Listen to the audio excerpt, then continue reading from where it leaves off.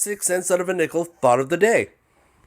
I made an episode a few days ago about my dog Sunny and some of my first interactions with him.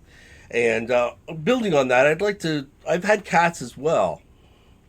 And I'd like to identify some of the differences between having dogs and having cats. I know some people are dog people and some people are cat people. I'd like to kind of bridge the gap between the two because I love dogs and I love cats for very different reasons. First of all, dogs really they need a lot more attention. You can't leave them alone for long periods of time. If we're doing things after work or on a weekend, we can't really travel too far without them. Otherwise, they have to go out to pee. That doesn't really work for Jack because we have to keep him kenneled up. Otherwise, we'll come back to, he's still a puppy. We'll come back to everything being chewed up. The only reason we'd have a house at all is because he hasn't figured out how to chew concrete yet. Notice I said yet.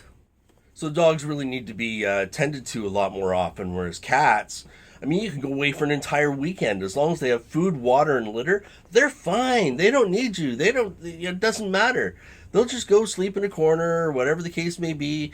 They're totally okay being on their own for long periods of time. Cats don't need to be taken for a walk. Dogs definitely do. They love going for walks and smelling the smells and, peeing on fire hydrants and peeing on trees and just about anything else really they can find to pee on. You ever try to take a cat for a walk? I tried with my cat once, and all he did was flop over and allowed me to drag him across the sidewalk. I didn't do it too far because I was afraid I'd scrape his fur off. Poor little guy. And that brings me to the topic of training. You can train dogs to do little tricks and things here and there. They can play fetch. There's a lot more you can do with a dog than you can with a cat. Cats can get moody. Really moody. You're petting them, they're purring, you think everything's fine, everything's going hunky-dory, until they jump up and scratch your face and then run away. But in a cat's defense, I always like the fact that they purr.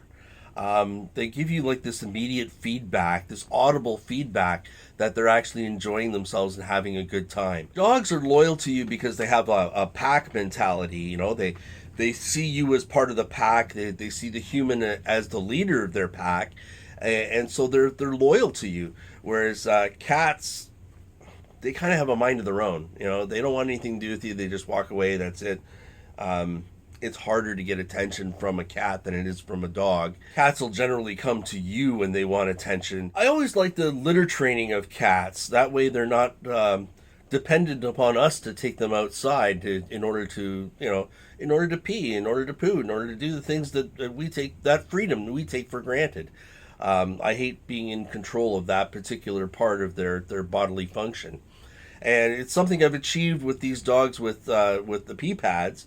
That's certainly a wonderful freedom that they get to have and that I get to have for not being responsible for that all the time.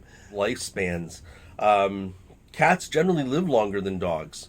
My cats live to 16 and 17 years, but it's not unusual to see a cat live past 20 years. Whereas dogs on average, 8 to 12 years, something in that range is pretty average for a dog. There are some small breeds of dogs that actually live a bit longer, like Chihuahuas generally do, but not always. Chihuahuas, for example, are prone to a lot of health issues.